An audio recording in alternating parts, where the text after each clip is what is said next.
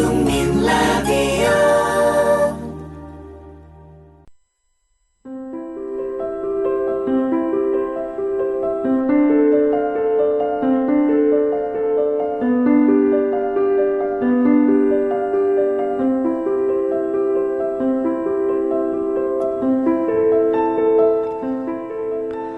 눈으로 서진의 가시밭을 보면서도 오히려 칼날의 푸른 서슬을 자랑하고 몸은 북망의 여우와 토끼에게 맡길 것이거늘 오히려 황금에 팔려 눈이 어둡구나. 옛말에 이르기를 사나운 짐승은 길들이기 쉬워도 사람의 마음은 항복받기 어렵고 깊은 골짜기는 채우기 쉬워도 사람의 마음은 채우기 어렵다더니 참말이로다.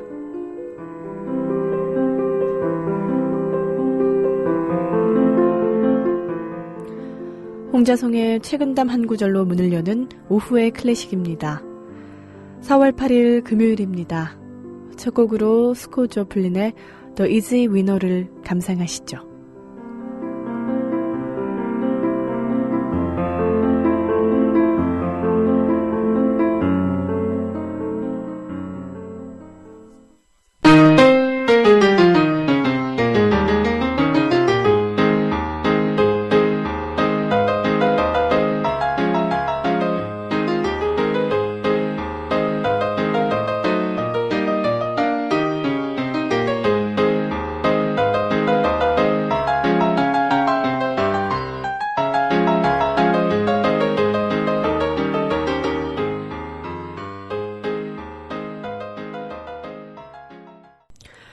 네, 여러분 안녕하세요. 오후의 클래식 김일아입니다.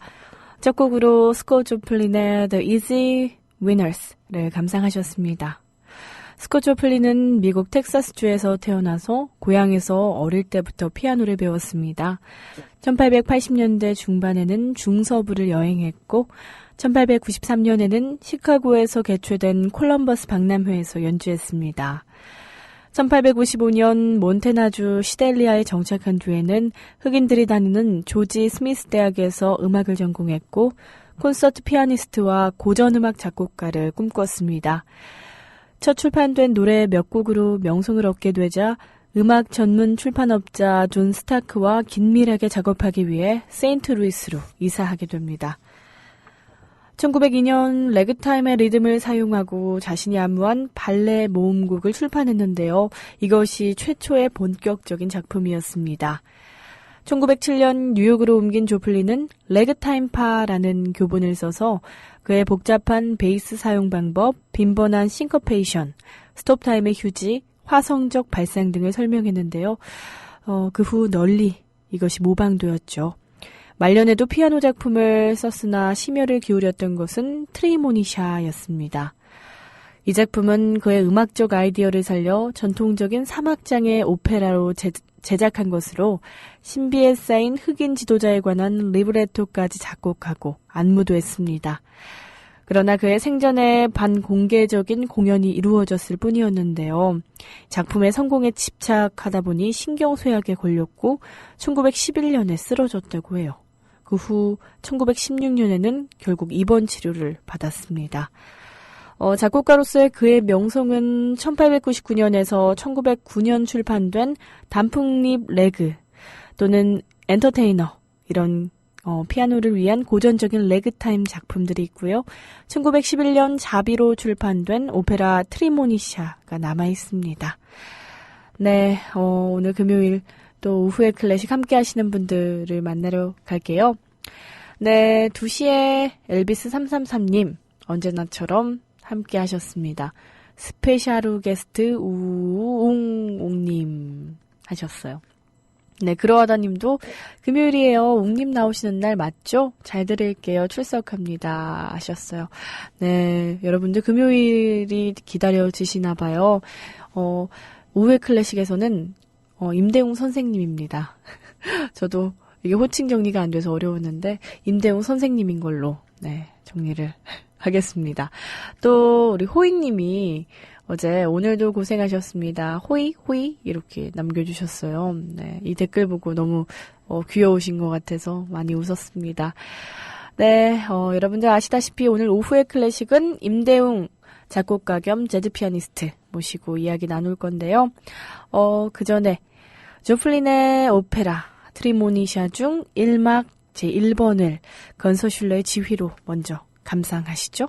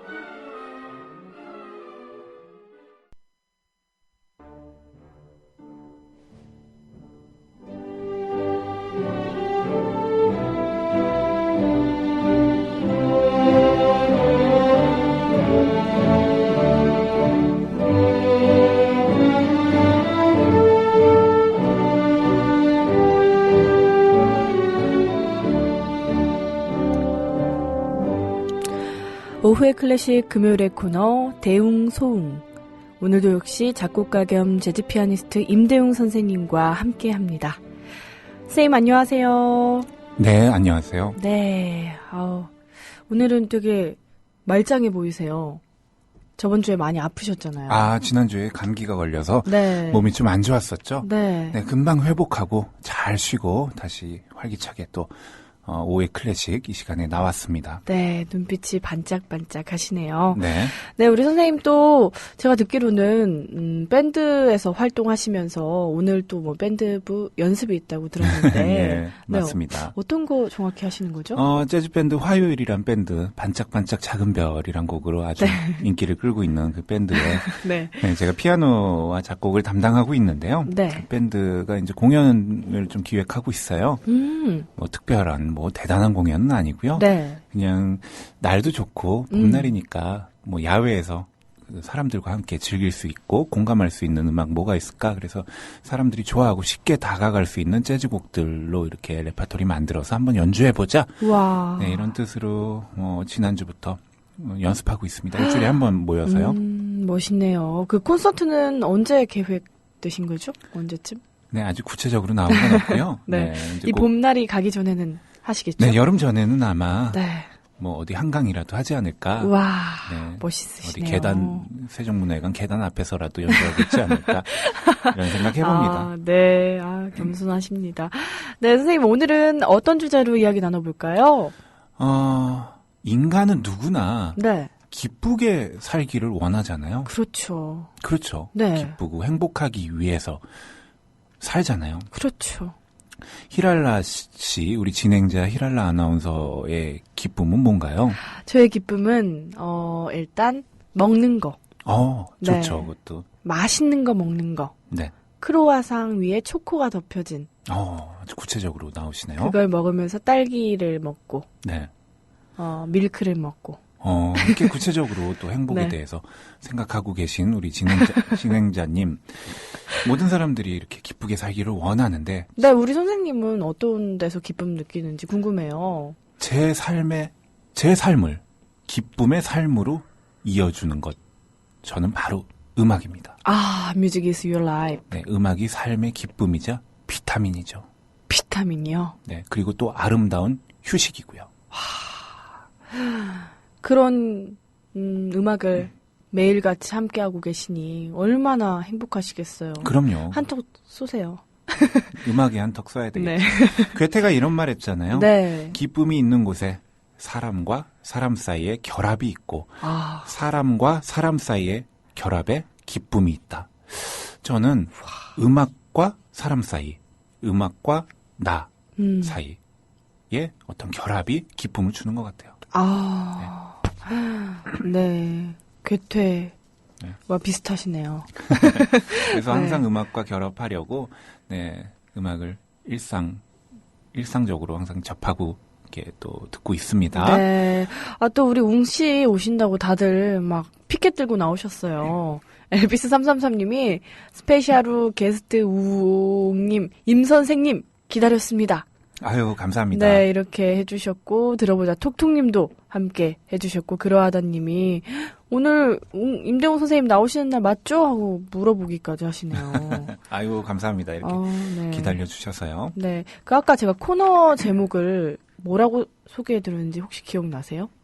그게 매번 바뀌어서 잘 모르겠어요. 어떤 게 네. 정확한 제목인지 모르겠네요. 매번 뭔가 새로운 느낌을 드리고 싶더라고요. 네. 그래가지고 오늘은 대웅, 소웅으로 준비해봤어요. 네. 네, 이렇게 관심 한번 가져주시면 좋을 것 같아요. 항상 바뀔 거거든요. 알겠습니다. 네, 뭐 이렇게 알겠습니다. 또 변화를 주는 거, 네. 또 하나의 또 코너의 재미죠. 네. 그러면 오늘의 주제로 본격적으로 들어가 볼까요? 네. 지난주에 이제 클래식 공연장에서의 에티켓, 박수를 부탁해, 박수를 언제 치는지 박수를 부탁해. 네. 알아봤었잖아요. 네. 박수는 악장과 악장 사이에는 치지 않는다. 맞아요. 그러면서 악장을 구별하는 법, 이런 것도 알아봤었고요. 네. 그런데 또 박수를 쳐야 하는 또 공연이 있다고 했었죠? 제가 깔끔하게 정리를 해드릴게요. 네. 오페라와 발레는 박수를 쳐라. 심포니는 박수를 치지 마라. 네, 맞는 치지 마. 말인데요. 네.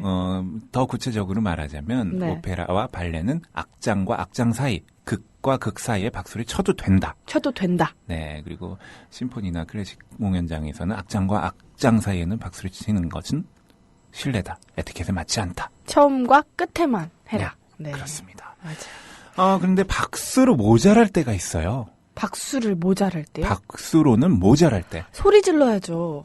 공연이 너무 좋은 거예요. 네. 근데 그냥 박수만, 우리가 이 락 공연장이나 어떤 뭐 재즈 공연장이나 그리고 뭐 대중 가수가 나오는 공연장에 가면 너무 좋으면 그냥 박수만 치지 않잖아요. 그렇죠. 소리도 지르잖아요. 막. 어떻게 지르나요? Rock and roll, baby. 막 거친 공연장 아, 예. 가시나 봐요. 뭐 여자분들 같은 경우는 오빠, 우유 빛깔 임대웅 이런 거 하죠. 네, 막 네. 그런 함성도 지르고 오빠도 지르는데 네. 클래식 공연장에서도 박수만으로 부족할 때 방법이 있습니다. 어떻게 해야 돼요? 이거는 이제 성악곡 같은 경우에는 네. 박수만으로 모자란 듯 느껴질 때는 큰 함성으로 찬사를 보낼 수도 있어요. 와 하면서 박수를 칠 수 있습니다. 네, 이렇게. 그리고 이 와 말고 또 이탈리아어로 크게 찬사를 보내는 방법이 있는데요. 네. 그게 방법이 좀 구체적이에요. 이제 무대에 네. 남성 독창이 정말 열정적으로 이 노래를 했단 말이에요. 네. 그리고 노래가 딱 끝났어요. 그러면 와 하는 함성과 박수와 함께 외치는 말이 있습니다. 어떤 말이죠? 바로 브라보, 브라보. 브라보. 아이스크림. 그건 아니고 네, 한번 해보시죠. 브라보. 박수와 함께. 네. 해보시죠. 브라보. 네. 브라보. 근데 남성 독창을 하셔야 제가 이걸 하죠. 브라보. 맞습니다. 네, 정확하게 하셨고요. 그리고 또 네. 여성 독창일 경우에는 네. 브라보가 아니라 브라바라고 해요. 브라보. 한번 해볼까요? 브라바. 그렇죠. 네. 네, 여성 독창일 경우에는 브라바. 그리고 또 남성 중창이나 남녀 혼성에서는 네. 다르게 또 얘기합니다. 바로 브라비. 브라비. 브라비. 그렇습니다. 그리고 또 마지막으로 여성 중창에서는 네. 브라베를 외칩니다. 브라베. 맞습니다. 네.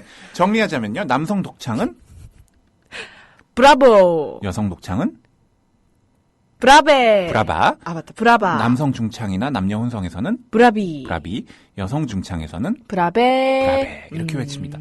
성악 공연, 이게 합창 공연을 가면은 네.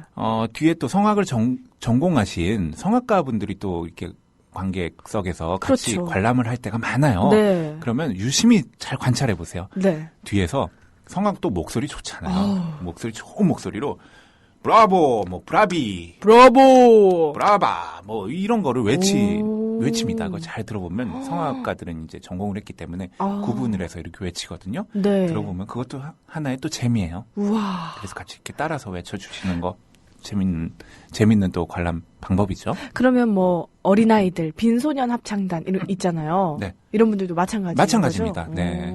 독창이나 이제 합창, 뭐 혼성 이런 것만 구분해 주시면 되고요. 그리고 또 더 듣고 싶어요. 그럴 때 어떻게 해야 되죠? 앵콜. 네, 이제 뭐 다른 공연장에서는 앵콜 하는데 네. 예, 클래식 공연장에서는 아무래도 이탈리아어를 많이 쓰잖아요. 네. 그러니까 앙코르. 크게 한번 해보시죠. 앙코르. 네, 이렇게 다시 또 이렇게 듣고 싶을 때는 앙코르를 외쳐보시는 것도 재밌는 방법입니다. 근데 앵콜이든 앙코르든 상관없는 거죠? 네, 뭐든지 상관없습니다. 네. 그래요. 재밌죠? 네, 재밌네요. 우리 노랑윤성님 또 오셨어요. 임감독님, 음악이 삶이다. 멋지십니다. 많이 탐복하셨나봐요. 감사합니다. 네, 여럿이 브라비도 외쳐주셨네요. 네. 네. 노랑윤성님 님도 음악의 삶을 살고 계신 걸로 제가 알고 있습니다. 오, 정말요? 네, 노래를 항상 잘하시고 또 즐겨 부르시거든요. 우와, 언제 한번 모셔야겠네요. 네, 노래 잘하십니다. 네, 그리고 오늘은 제가 곡을 여러 곡 준비했는데요. 오늘 여러분들께 제가 선보여드릴 곡들은 네. 클래식 곡들이죠, 물론. 클래식 곡들이지만 네, 여러분들이 다 아실 만한 그런 곡들이에요. 클래식 곡 수백 년이 지난 음악이죠, 사실. 네. 작곡되어진 지 뭐 바로크, 뭐 클래식 또 뭐 낭만, 현대까지 이르러서 뭐 바로크 시절의 음악은 벌써 수백 년이 더 넘었다고요. 또 클래식 곡들 베토벤이나 모차르트의 곡 아직까지도 정말 화려하고 독특한 색깔로 많은 사람들의 사랑을 받고 있지만 작곡되어진 지는 벌써 수백 년이 지난 옛 곡이에요. 맞아요. 그럼에도 불구하고 어떻게 아직까지도 여전히 지금 이 시간에도 그렇게 많은 사랑을 받을까요? 그러니까요. 특히 모차르트 작은 별 같은 경우에는 우리 임대웅 선생님이 또 편곡을 하셨잖아요. 뭐 수많은 또 음악가들이 편곡을 지금 이 순간에도 하고 있을 거예요. 네, 지금도 하고 계시죠. 네. 네, 그렇지만 클래식 공연하면 왠지 좀 어려운 음악이야. 뭐 이렇게 생각하기 쉽지 않아요. 클래식 공연을 가면 어려운 곡들만 듣는 게 아니에요. 정말 여러분들의 귀에 익숙하고 친숙하고 그런 곡들도 많이 있습니다. 네. 물론 생소한 곡들 그리고 좀 복잡한 곡들 이런 거 공연장 가면 좀 지루할 수가 있어요. 그래서 귀에 잘 들어오지도 않고. 맞아. 그래서 특히 이런 봄날에는 정말 숙면을 취하시는 분들 많거든요, 공연장에서. 특히 이 시간에, 네. 이 시간뿐만 아니라 네. 뭐 공연장에서 한 2시간 푹 자고 이렇게 나오셔서 피곤 다 풀었다. 이런 분들 참 많거든요. 자장가죠. 네. 네. 자신도 모르게 무아지경에 빠져들고 취침하게 만들고 또 어떤 게 좋은 거지?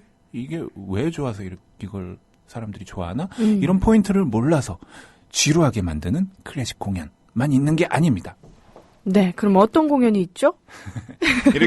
이렇게 느끼시는 분들은 아주 친근하고 처음 들어도 귀에 익숙한 그런 곡들부터 이렇게 접하시면은 점점 익숙해지세요. 네. 그래서 그런 곡들 중에 한 곡을 일단 듣고 올게요. 어떤 곡을 들을까요? 저 곡은 아주 유명한 곡이에요. 네. 파엘벨의 캐논인데. 아하. 곡 일단 듣고 올까요? 네. 파엘벨의 캐논 감상하시겠습니다.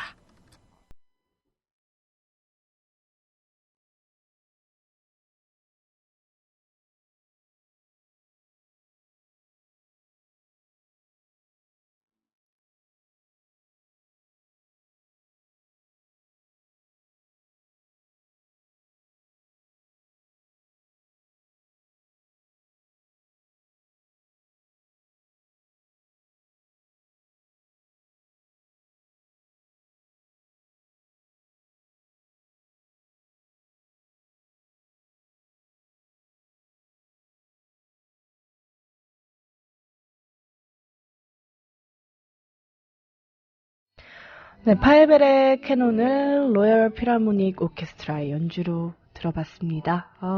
언제 들어도 친숙하고 뭔가 꿈을 꾸게 해주는 네. 새들이 지저귀는 것 같은 그런 노래네요. 네. 네. 이 멜로디 아주 쉬운 멜로디죠. 그리고 맞아요. 반복적인 멜로디.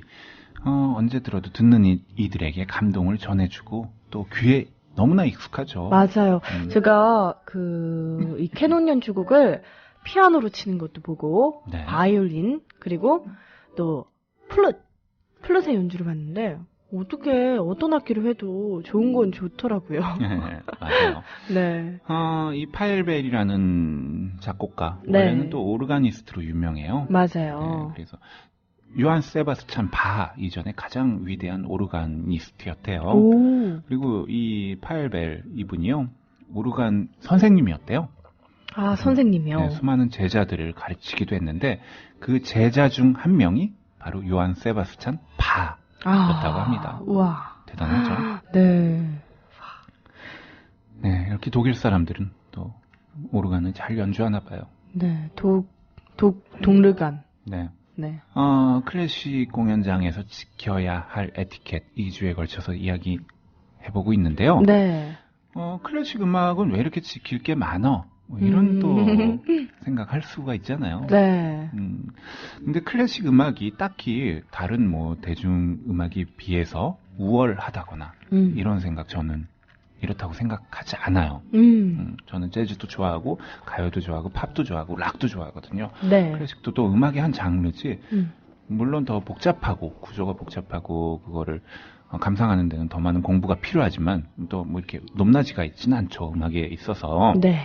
그렇지만 왜 클래식 음악은 이렇게 지켜야 할 에티켓이 많은가? 그 이유는요. 네. 다른 음악 장르와 달리 클래식 공연은요. 마이크로 증폭을 해서 스피커로 나오는 음악이 아닙니다.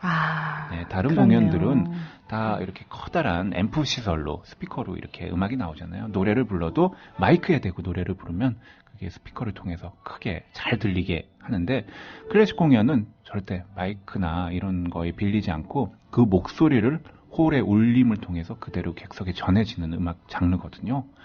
그렇기 때문에 너무나 섬세하고 조금만 이 주의가 산만해도 잘 들리지가 않는 거죠. 그렇기 때문에 이 음악을 제대로 감상하기 위해서 이 지켜야 할 게 있는 겁니다. 그렇구나. 네. 네. 이건 바로 그냥 음악이 생산되고 전달되는 과정의 차이라고 할 수 있죠. 네. 그렇지만 이러한 과정의 차이로 인해서 연주 중에 에티켓을 지키지 못했을 때는 다른 옆에 있는 관객분들이 피해를 볼 수가 있죠. 그렇죠. 네. 그런 뜻에서 클래식 공연 중에 음식 안 된다고 맞아요. 얘기했었죠. 냠냠. 네, 냠냠 쩝쩝 이렇게 뭐 햄버거 드시거나 오징어 다리 이렇게 씹어 드시거나 이러면 네. 냠냠 쩝쩝 소리가 나는 게 이거조차도 그렇게 조용한 이 피아니시모를 연주할 때 정말 숨소리도 안 들리는데 그때 팝콘을 아그작 씹는다든지 오징어 다리를 깡 뜯어 쭉 물어뜯어 쭉 물어뜯는다든지 많이 해보신 것 같은데. 네, 과자 봉지를 뭐 확 뜯는다든지 네. 이러면 그 음악에 철컹철컹이죠. 몰입하는데 네, 방해가 되잖아요. 네.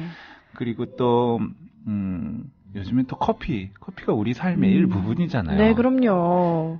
이렇게 멋진 클래식 공연 들으면서 커피 한 잔 아메리카노 탁 마시면 에스프레소. 네, 예술의 전당에서 딱 한 잔 막걸리. 네. 좋지 않을까 하는데 네. 커피 절대 공연장에 들고 갈 수 없습니다. 아이스든 핫이든 네, 상관없이 상관없죠. 네, 커피도 이렇게 옆 사람한테 방해되고 또 이게 먹을 때 소리가 날 수가 있잖아요. 그리고 뭐 껌도 씹으면 안 돼요. 껌 씹는 거 아무리 좋아하는 정말 껌 씹는 거 좋아하는 분들 있잖아요. 네. 네. 근데 껌 많이 씹으면 턱 네모내진다던데. 뭐 그런 얘기도 있죠. 네, 턱을 위해서. 네.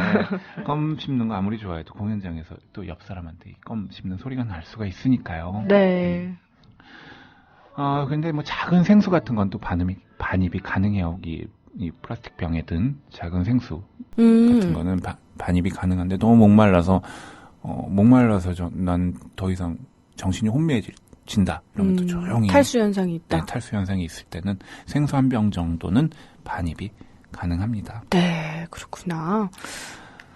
또 클래식 공연은 아는 만큼 보이는 거죠. 그렇죠. 네, 맞아요. 알아야 더 잘 들립니다. 네. 그래서 공연 딱 맞춰서 가기보다는 한 2, 30분 전에 꼭 먼저 도착하시길 추천드려요. 그 2, 30분 전에 그럼 뭘 하면 좋을까요? 도착하면 일단 좀 공연이 길잖아요. 네. 공연이 뭐 한번 시작되면 뭐 1시간, 뭐 2시간 뭐 이렇게 진행되는 경우가 많으니까 화장실도 다녀오시고 또 그 지난주에 말씀하셨듯이 오늘 공연 뭐 하나 프로그램북 앞에서 이렇게 보고 오늘 곡들을 좀 한번 보고 오늘은 어떤 곡, 이 곡은 첫 곡은 몇 악장이구나. 뭐 중간에 인터미션이 있나? 쉬는 시간이 있나? 뭐 이런 것들 또 살펴보시고 그리고 뭐 또 배고프신 분들 그 주위에 또 이렇게 먹을 것들 팔거든요. 로비에도 맞아요. 팔고 뭐 프레즐. 네, 앞에 뭐 그 가까운 근처에 뭐 햄버거나 뭐 호떡 같은 거. 호떡도 팔아요? 뭐 근처에 뭐 네. 광화문 같은 데 가면 호떡 이렇게 포장마차에 파는 거. 네. 배고프신 분들 미리 또 그런 거 드실 시간이 있으니까 한 2, 30분 전엔 도착하셔서 이렇게 여유롭게 감상하시는 거. 이것도 다 어떤 음악 감상의 일부분이라고 저는 생각하거든요. 마음가짐. 그래요. 급하게 들어와서 늦었어.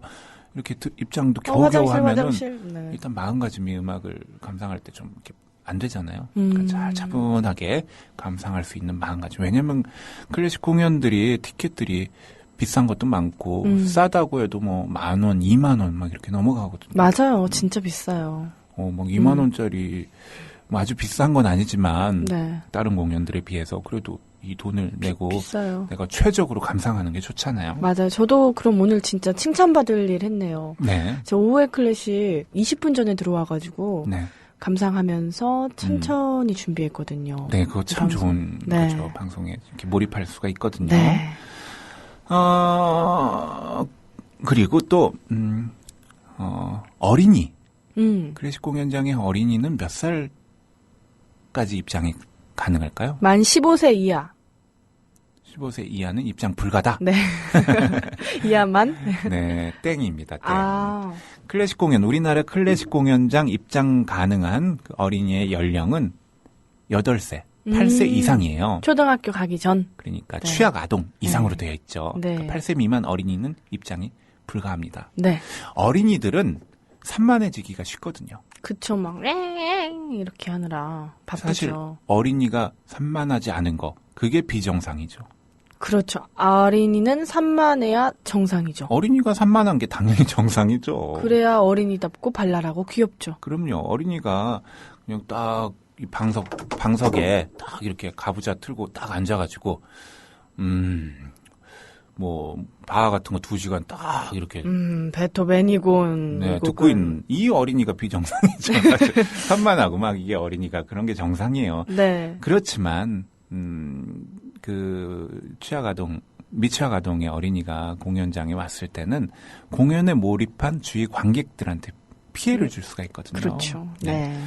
아직 많지 않지만 공연장 밖에 로비에 놀이방을 운영하는 우와. 그런 공연장 많이 있어요. 네. 예술의 전당, 세종문화회관, 성남아트센터 등은 놀이방 시설이 잘 돼 있거든요. 그러니까 좀 미리 가셔서 우리 어린이들 놀이방에 또 이렇게 또 맡겨놓고 놀이방에 가면 또 놀이기구도 있고 네. 간식도 주는 데도 있어요. 미끄럼틀도 있고. 그럼요.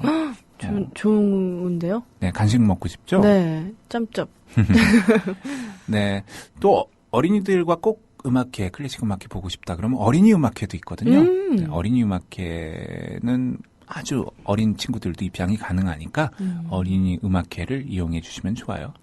그리고 가끔 반려견, 반려동물. 요즘에 반려동물이 거의 가족이잖아요. 그렇죠. 나는 사람이 아니라 동물이 가족이야. 우리 집 강아지 가족처럼 키우니까 반려견이랑 같이 공연을 보고 싶어. 이러면서 개를 같이 이렇게 공연장에 네, 입장하려는 분들도 실제로 있어요. 있을 것 같아요. 실제로 왜냐하면 얘는 고상해요. 얘는 원래 클래식 듣던 개예요. 그렇죠. 이렇게. 우리 개는 교양 있는 개라 네. 음악도 듣는 개예요. 우리 개 입장시켜 주세요. 이런 분들. 그럼요. 실제 있거든요. 네, 애견 입장은 안 됩니다. 맞죠. 네, 아무리 이뻐도 주위 분들 그한테 피해 줄 수 있잖아요. 네.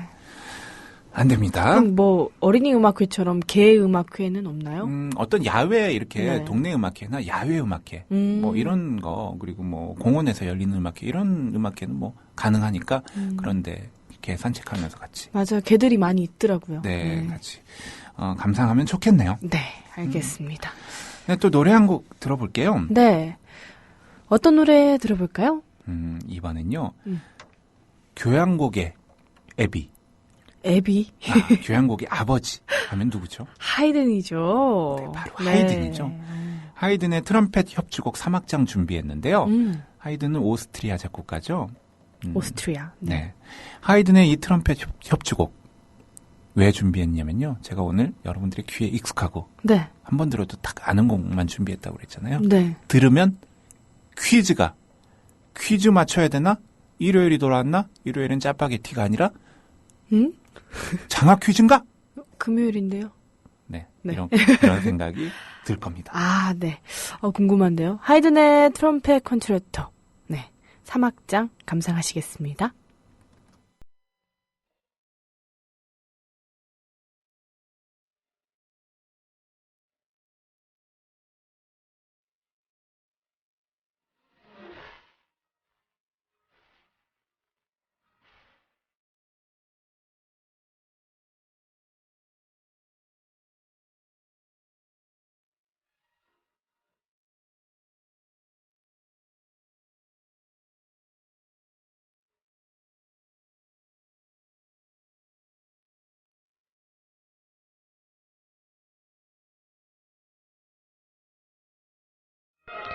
정호 대표 임대웅님, 오클라 대표 김이란님 나와주셨네요. 정답을 하시면 부조를 누르고 말해주세요. 자, 첫 번째 문제 나갑니다. 라고 아하님이 장학 퀴즈인가요? 올려주셨네요. 네, 바로 센스. 추억의 프로그램 장학 퀴즈의 시그널 음악으로 그러니까요. 아주 우리한테 친숙한 곡이었죠. 와, 아하님께서 안 졸고 말도 잘하시네요. 네. 네, 저희 말 잘하고 있습니다. 네. 또 우리 상해임시정부 NZT 부장님, 이거 하시기 어렵다고 했는데 또 올려주셨네요. 잘 듣고 있다고 해주셨고요. 갈고리 촌충님이 캐논 하니까 볼레로도 생각난다고 하셨어요. 아, 볼레로. 네, 좋은 음악이죠. 어떤 이야기 계속해볼까요? 네, 하이든의 음악 듣고 왔잖아요. 네. 하이든. 정말 생전에 다양한 교향곡과 오페라를 작곡하고 또 전도 지휘하는 아주 많은 업적을 남긴 작곡가입니다. 네. 하이든은 1809년 오스트리아에서 사망하는데요. 사망했을 당시 나이가 77살이었어요. 77? 네, 77. 이 당시 바로크 그리고 고전 낭만주의 작곡가들 다 포함해서 하이든이 거의 가장 장수한 작곡가 중에 하나예요. 그렇네요. 음악가 네. 중에서는. 네. 정말 오래 산 작곡가죠. 장수의 비결이 혹시? 글쎄요, 하이든 그것까지 이제 조사를 안 했는데 네. 아마 뭐 브로콜리 같은 거 많이 먹지 않았을까요? 시금치. 네. 네. 하이든은 이렇게 장수하고 또 수많은 교향곡을 남겨서 교향곡의 아버지란 그 타이틀까지 붙었는데 네. 이 하이든 사망한 이후에 시련을 겪습니다. 하이든이 사망을 한 후에 시련을 겪는다고요? 네. 죽었는데요? 죽은 이후에 하이든은 너무나 오랫동안 시련을 겪습니다. 위에서? 아래에서? 아래에서. 네. 1809년에 하이든이 세상을 떠나자 유족들은 장례식을 간소하게 치르길 원했대요. 네. 그의 유언대로죠. 그래서 유해를 교회가 아닌 일반 묘지, 그러니까 그냥 가문의 묘지에 안장을 시켰습니다.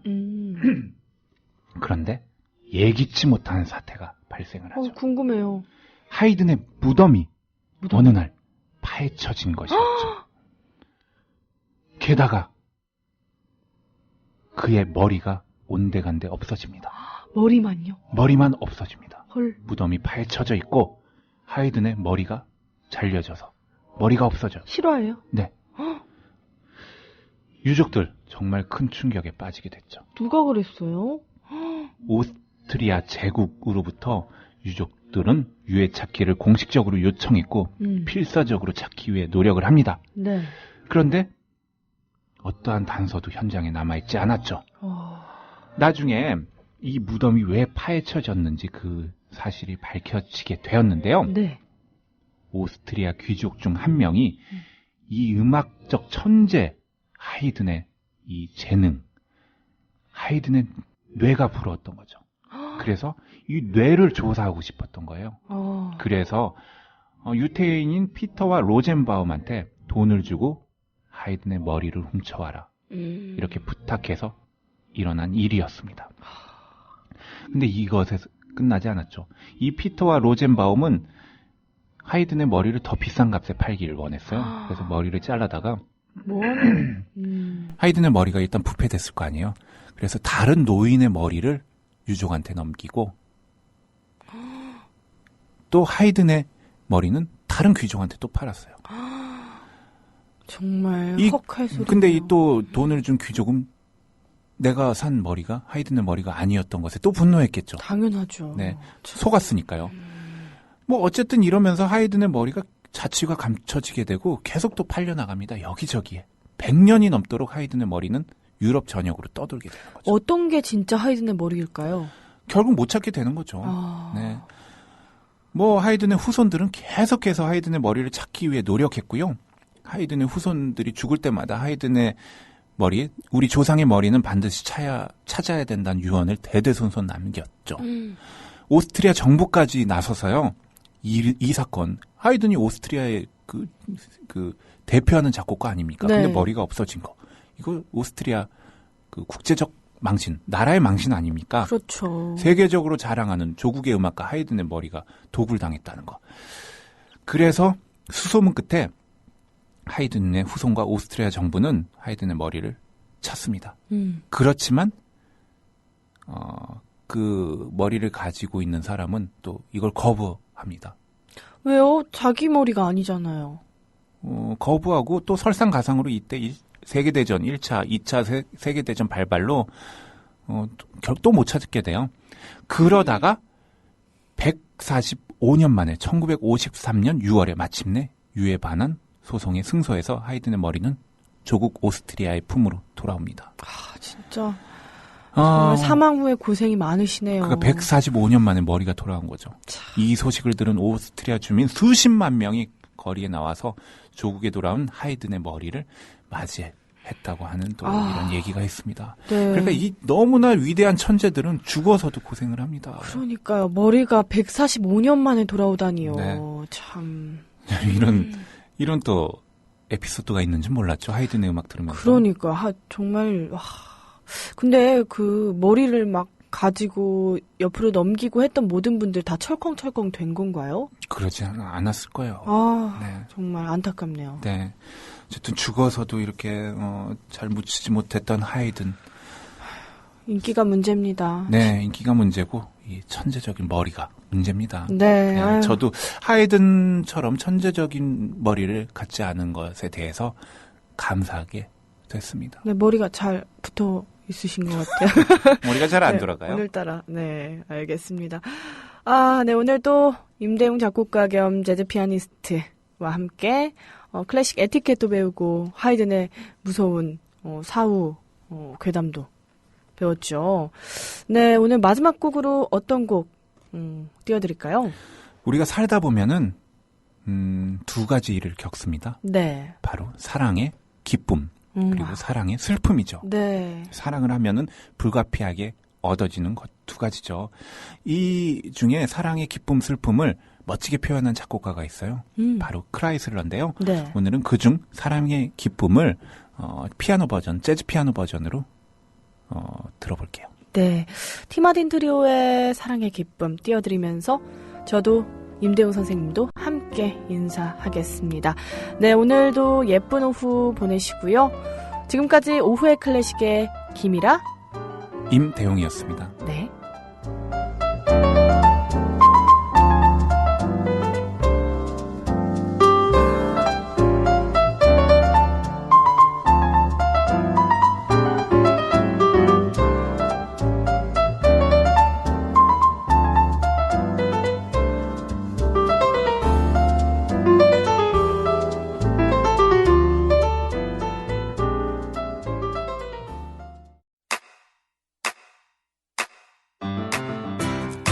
국민 라디오 지지하는 4가지 방법 아시나요?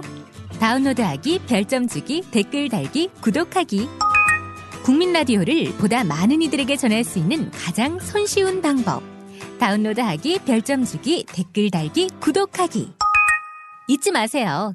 다운로드하기, 별점 주기, 댓글 달기, 구독하기.